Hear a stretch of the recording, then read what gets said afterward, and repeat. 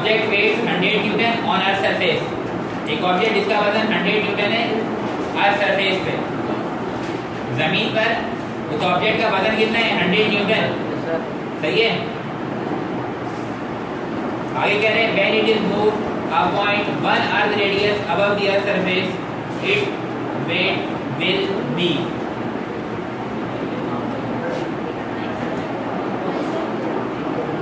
when it is moved a point 1 earth radius, एक body, सवाल को सबने देख लिया तो मेरी बात को सुन लें। सवाल देखिए,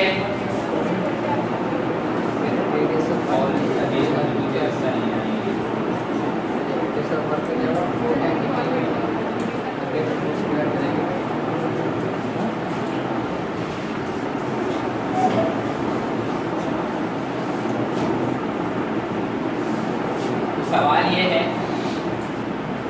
कि एक इंसान जिसका वजन सरफेस ऑफ द अर्थ पे कितना 100 न्यूटन, बोल रहे हैं कि अगर उसको कहाँ ले जाएं, सरफेस ऑफ द अर्थ से इतनी हाइट पर ले जाएं कि अर्थ के रेडियस जितना वो ऊपर चले जाए, तो वहाँ पर उसका जो वेट होगा वो कितना होगा, सही है।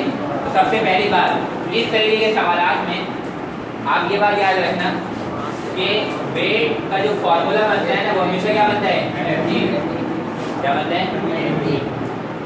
अगर किसी बॉडी का मास मालूम है, किसी बॉडी का मास मालूम है,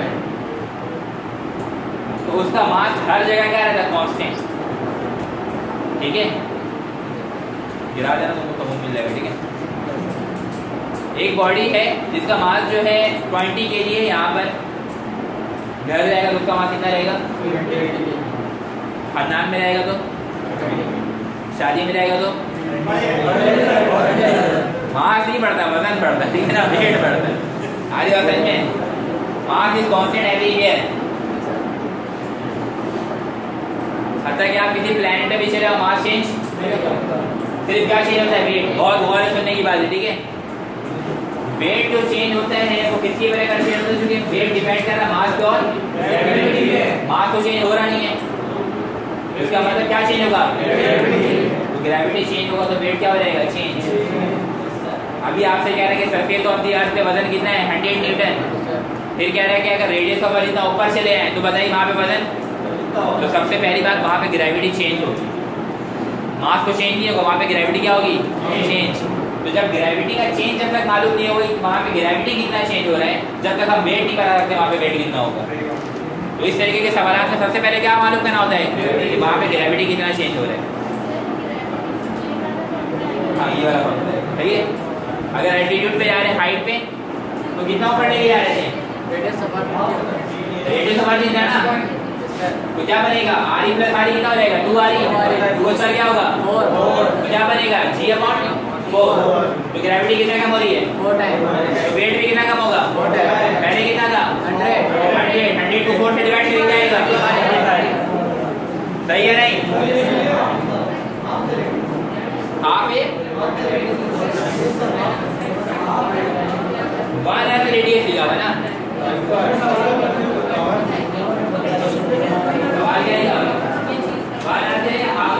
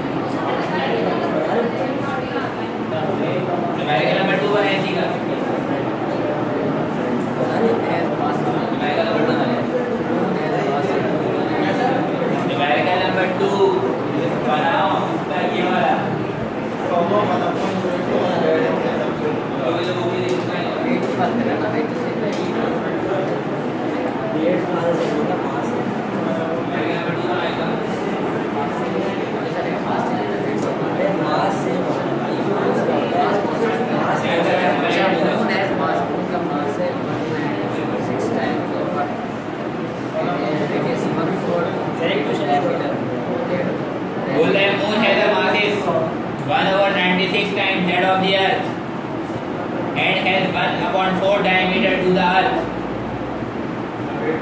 The weight of the man on the moon will be. सही है, कुछ कंडीशन की मैंने, कुछ कंडीशन के हिसाब से आपसे पूछ रहे हैं कि उस शख्स का मून पे वजन जो है वो कितना होगा। सवाल को बहुत तरीके से देखेंगे, ठीक है। फॉर्मूला कौन सा इस्तेमाल होगा, कहाँ पे लेके आ रहे हो, इधर देखो, जी इक्वल टू क्या होगा, जी ये फॉर्मूला है। ये ग्रेविटी कहाँ पर होगी, सरफेस ऑफ द अर्थ पे होती है कि नहीं। ये वाला जी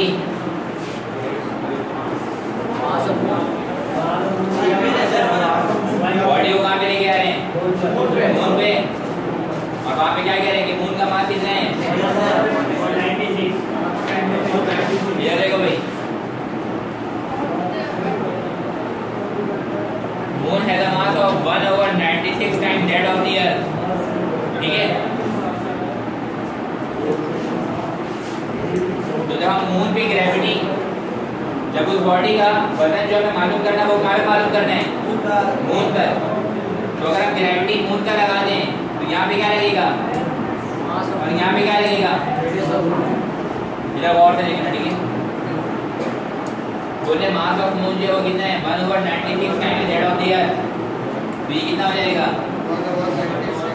m ओवर v होगा। और रेडियस ऑफ मून जो कितना बता रहे हैं, 1/4 टाइम दैट ऑफ द अर्थ। अब यहाँ पे एक इंपॉर्टेंट बात समझने वाली है, जब भी हम रेडियस निकालते हैं, ठीक है ना, आपके सवाल में लिखा हुआ डायमीटर जो है वो 1/4 टाइम है दैट ऑफ द अर्थ। तो डायमीटर से जब भी रेडियस निकाला जाता है तो उसका सिंपल सा ये होता है कि हम 2 से क्या करवा दें, लेकिन यहाँ पे आपको ये काम नहीं करना होता है। देखो भाई, ये सर्किल है, ये इसका क्या है, ये सर्किल है, ये इसका क्या है, ये इसका सेंटर हो गया, ये इसका, ये वाला रेडियस, ये वाला भी, ये वाला रेडियस, ये वाला भी, दोनों को मिला के डायमीटर, इससे दोनों को मिला के देखो, डायमीटर कम तो रेडियस भी, डायमीटर ज्यादा तो रेडियस भी। इसमें 2 से डिवाइड करने की जरूरत नहीं होती है। एक अर्थ है और एक जुपिटर है सपोज, तो जुपिटर अर्थ के मुकाबले में काफी बड़ा है, और इसी तरीके से एक अर्थ है, एक मून है। मून जो है वो अर्थ के मुकाबले में छोटा है। तो अगर मून छोटा है तो मून का रेडियस भी कम होगा, मून का डायमीटर भी कम होगा। और अर्थ अगर मून से बड़ा है तो अर्थ का डायमीटर भी ज्यादा होगा, रेडियस भी। तो इसमें क्या बोल रहे हैं, इसका डायमीटर जो है, diameter of the moon is 1/4 time that of the अर्थ। इसका मतलब उसका रेडियस भी क्या होगा, अर्थ के मुकाबले में क्या होगा, 4 टाइम कम होगा। इसमें 2 से डिवाइड करने की कतई जरूरत नहीं है, आप लोग डिवाइड करोगे तो गलत हो जाएगा। तो अगर उसका डायमीटर 4 गुना कम है तो उसका रेडियस भी क्या होगा, अर्थ के मुकाबले में 4 गुना कम होगा। तो हमने कहा कि r/4, अब 4 का स्क्वायर करेंगे क्या हो जाएगा, 16। तो ये हो गया g, ग्रेविटी एट मून मालूम कर रहे हैं, Gm इज इक्वल टू, ये वाला g वैसेगा, ये वाला m वैसेगा, ये वाला r स्क्वायर वैसेगा। ऊपर क्या बचा, 1/96, नीचे क्या बचा, 1/16। बचा कि नहीं, बचा कि नहीं। और डिवाइड में चेंज करेंगे, दोनों ऊपर स्टैंड में नीचे हो जाएगा, तो कितना हो जाएगा, ये 1/6 टाइम हो जाएगा। तो ग्रेविटी कितनी कम हो रही है मून पे, जमीन के मुकाबले में 6 गुना कम। तो वजन भी वहाँ पे कितना होगा, 6 गुना कम। बात में ये, तो सबसे पहली बात, किसी भी पॉइंट पर अगर आपको वेट मालूम करना है तो सबसे पहली बात आपने क्या करना पड़ेगा, वहां पर ग्रेविटी मालूम करनी पड़ेगी। तो ये बात अंडरस्टूड है, कांस्टेंट की बात है ये, मतलब सिंपल बात है कि जमीन पर चांद पर जमीन के मुकाबले में ग्रेविटी 6 गुना कम है। मतलब 9.8 डिवाइड बाय 6 कौन सा आता है, 1.6666। तो this is gravity at the moon, ये आपको याद होना चाहिए, सही है। तो ये आंसर आ रहा है, इससे 1.6 आ रहा है ना। ये आगे चलें,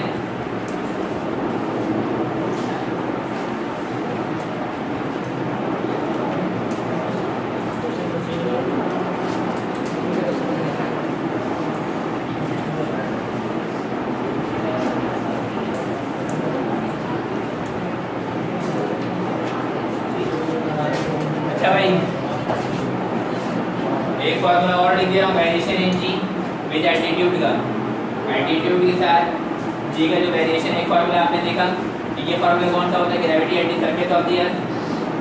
ये वाला फार्मूला कौन सा है, आर ई प्लस एच का जो होल स्क्वायर था, वो क्या था, एट द एल्टीट्यूड, हाइट, ठीक है। और एल्टीट्यूड पे जाने के बाद जो फाइनल जो फार्मूला आता है वो फार्मूला होता है g bar is equal to g 1 minus 2h over R E. तो this is the formula at the altitude height, जो कि ये बता रहा होता है कि जो ग्रेविटी डिक्रीज होती है एल्टीट्यूड के ऊपर, हाइट के ऊपर, वो किस फैक्टर से डिक्रीज होती है, by the factor of 2h over R ई। इधर देखो ना, जब हम डेरिवेशन सॉल्व करते हैं ना इसका, ये बताने के लिए कि हाइट पर ग्रेविटी क्या होती है, तो फाइनल फार्मूला ये बनता है g bar equal to g 1 minus 2h over R E. अब ये वाला जी अगर इससे मल्टीप्लाई होगा तो जी बनता क्या आएगा बेटा, जी, ये ग्रेविटी कहाँ पर है, एल्टीट्यूड पे, जहाँ जिस हाइट पर हम जा रहे हैं वहाँ भी ये ग्रेविटी है। ये ग्रेविटी कहाँ पर है, सरफेस ऑफ द अर्थ पे। तो जी को जब 1 से मल्टीप्लाई करेंगे तो क्या आएगा, जी, और ये बनेगा जी बार, जी बनता क्या बना बेटा, जी, उसमें से ये वाला फैक्टर क्या हो रहा है, माइनस, क्या हो रहा है, अगर ये वाला फैक्टर माइनस होगा इसके लिए आप क्या पुट करोगे, 9.8 में से कोई से भी फैक्टर माइनस हो अगर, तो वैल्यू 9.8 से कम आएगी कि ज्यादा, 9.8 में से अगर कोई फैक्टर माइनस हो रहा है, चाहे वो 0.1 क्यों ना हो, चाहे वो 1 क्यों ना हो, चाहे वो 2 क्यों ना हो, चाहे वो 3 क्यों ना हो, अगर कोई भी फैक्टर माइनस हो रहा है तो जी की वैल्यू क्या होगी, कम होगी ना। तो इसी बात को मद्देनजर रखते हुए कहते हैं कि ग्रेविटी एल्टीट्यूड पे क्या होता है, डिक्रीज होता है। उसके लिए ये फार्मूला है g bar equal to g 1 minus 2h over R E, ठीक है। तो कभी इस वाले फार्मूले से एमसीक्यू सॉल्व कर रहे होते हैं, कंडीशन के ऊपर डिपेंड करता है सवाल, कंडीशन को देखते हुए, और कभी हम इस वाले फार्मूले से चीजों को सॉल्व कर रहे होते हैं। तो ये था हमारा variation in the value of ji with altitude. अब हमारे variation in the value of ji with depth, अगर बॉडी को गहराई में लेके जा रहे हैं तो आखिर उसके ग्रेविटी पे क्या फर्क पड़ेगा। तो इसमें फार्मूला बनता है g bar is equal to g M E over R E minus D का होल स्क्वायर। एक तो फार्मूला ये बनता है, क्या बनता है, वेरिटी बॉडी डेप्थ, और ये वाला formula G M E over R E minus D का होल स्क्वायर, ये इस्तेमाल नहीं होता एमसीक्यू सॉल्व करने में।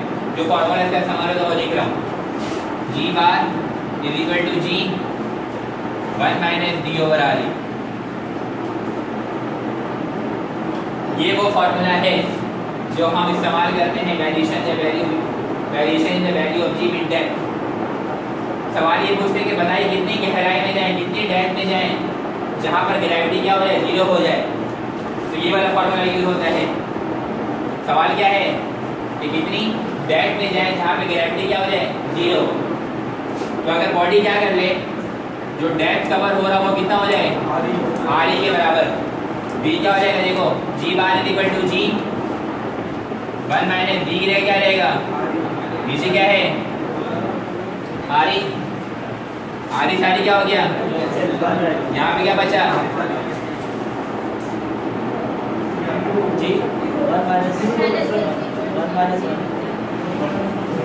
ये हो गया जी बनता है जी, और यहाँ पे भी क्या, तो यहाँ पर बचेगा ना 1 माइनस क्या रहेगा, जीरो। तो ये पूरा फैक्टर क्या रहेगा, अभी भी जीरो हो रहा है, बाद में भी जीरो होगा। बात में नहीं है। तो अगर हम डिस्टेंस को डेप्थ को कितने के बराबर ले लें, आर ई जितना ले लें, कि जमीन से हम रेडियस ऑफ अर्थ जितना नीचे चले जाए तो वहाँ पर ग्रेविटी क्या हो जाती है, जीरो हो जाती है। At what depth from the surface of the earth the value of G become zero. कितनी गहराई में जाएंगे जो ग्रेविटी क्या हो जाए, जीरो। उसके लिए डिस्टेंस कितना होना चाहिए बेटा, आर ई जितना। डेप्थ कितना होना चाहिए, ऐसी बात पॉसिबल, ठीक है। बॉडी में पहले के सिंपल पेंडुलम बन जाती है, ठीक है, वाइब्रेट करना शुरू कर देता है। खुदाई करेंगे नीचे डेप्थ में जाएंगे तो हमने अभी तक जमीन से जो एडवांटेजेस लेने के लिए, इससे मादनियात लेने के लिए, इससे मिनरल्स लेने के लिए, इससे चीजें मेटल्स नॉन मेटल्स लेने के लिए अभी तक साइंसदानों ने इसके अंदर जो खुदाई की है, जो ड्रिलिंग की है, वो तकरीबन 8 किलोमीटर का फासला ट्रैवल हुआ है। कितना, 7 से 8 किलोमीटर का फासला ट्रैवल हुआ है। उसके बाद हमारी जितनी भी मशीनें हैं वो बर्बाद हो गई, तबाह हो गई, खराब हो गई, आगे हम काम नहीं कर सकते। वरना इसके अंदर इतना खजाना मौजूद है इस जमीन के अंदर कि क़यामत तक भी अगर हम इसे निकालते रहे तो खजाना जो है उसकी जगह खत्म नहीं होगा। सर खुदाई करते रहे तो रोटेशन है तो खराब नहीं है। 8 किलोमीटर से जो है ना ज़्यादा वैसे ठीक है 8 किलोमीटर से ज़्यादा का क्योंकि अंदर जो स्टोन लगा है जो कच्चा बना है ना नंबर को ड्रिलिंग करने के लिए वैसे मशीन बना नहीं सकते और बना देंगे तो जितने के ड्रिल करो उससे ज़्यादा कोटिंग कर देंगे मतलब जो चीज़ें में निकालना है ये पैसे कम होंगे और जितने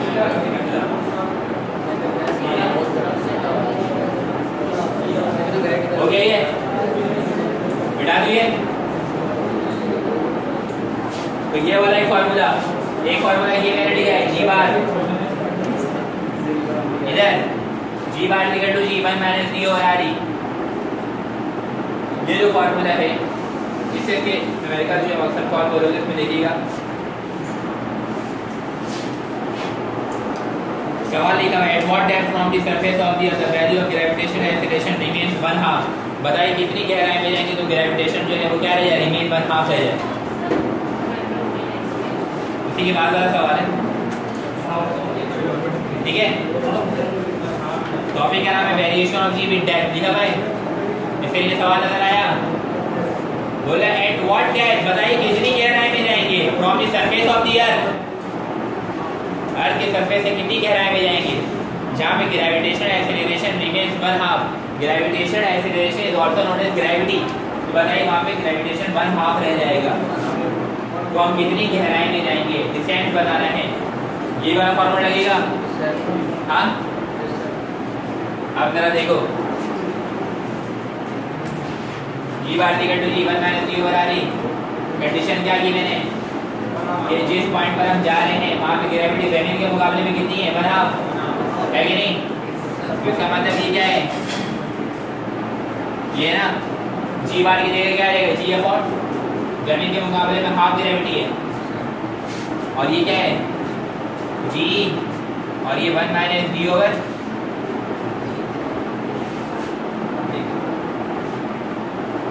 जी बार जो क्या हो गया जी अपॉन सवाल में कह रहे हैं कि हम कितनी गहराई में जाएंगे जो ग्रेविटी जमीन के मुकाबले में क्या रह जाए 1/2। ये जो जी बार है इसकी जगह क्या आ गया अकॉर्डिंग टू कंडीशन और फार्मूले का जो था वो वैसे ही जी 1 माइनस डी ओवर आर वैसे के वैसे ही है। ये वाला जी और ये वाला जी क्या हो गया यहाँ पे क्या बचा बेटा जी बचा ना और यहाँ पे क्या बचा 1 माइनस डी ओवर ऐसे ही ना।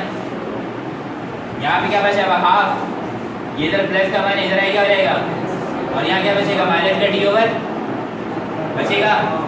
यहाँ पे हाफ माइनस में माइनस का हाफ बचेगा हाफ माइनस में तो माइनस का हाफ बचेगा यहाँ कर देता हूँ ठीक है।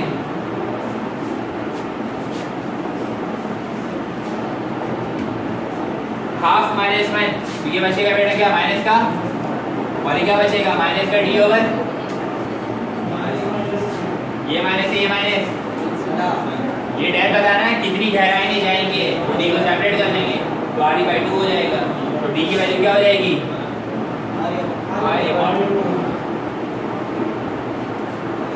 ये बात है नहीं। अच्छा मुझे आप लोग ये सॉल्व करके बताएं अभी हम कितना जा रहे थे 1/2 अभी हम कितना जा रहे थे 1/2 तो अगर 1/4 जाए तो ग्रेविटी कितनी होगी अंतर बताइए जल्दी से।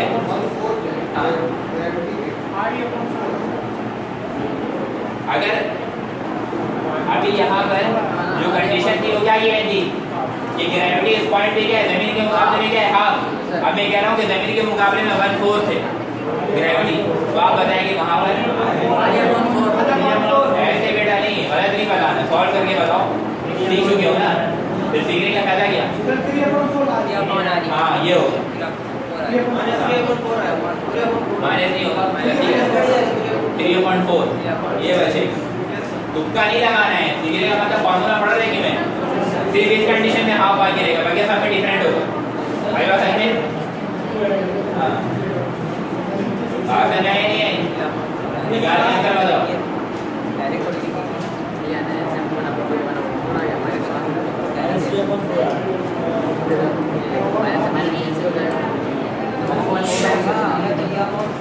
सर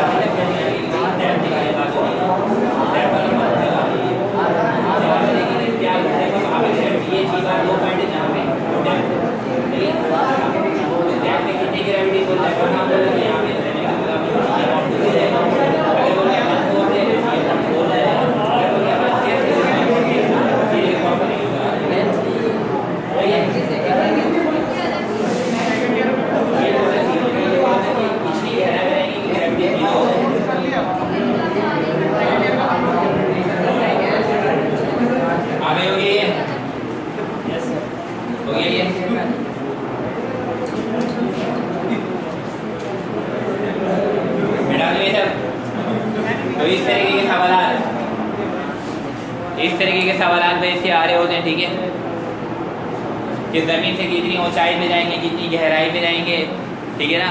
तो कभी डेप्थ बताने के लिए बोल रहे होते हैं, कभी वो ग्रेविटी बताने के लिए कह रहे होते हैं, कभी वेट बताने के लिए कह रहे होते हैं कि वेट कितना होगा। सही है। अब इसके बाद इसमें जो आगे ये टॉपिक है उसमें है वेट टेंशन इन सैटेलाइट। इसको मिटा दूँ मैं? हाँ,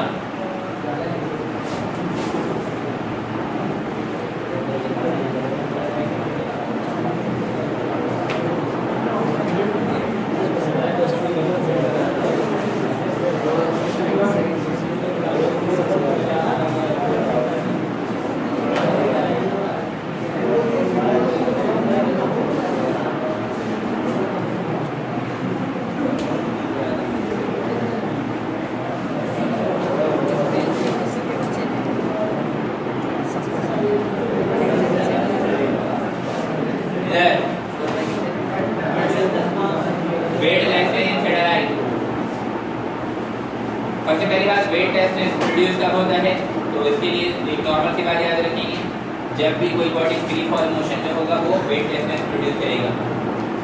ये मार्कर है, इसको मैं अगर छोड़ूंगा तो ये मार्कर हो जाएगा वेट टेस्ट, वेट का 0 हो जाना। आप किसी बिल्डिंग में चढ़ करके छलांग मारेंगे तो आपको अपना वजन महसूस बहुत हल्का हल्का महसूस होगा, ठीक है।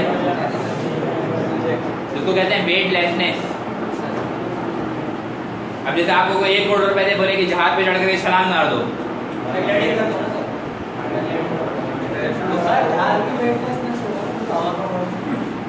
आर्मी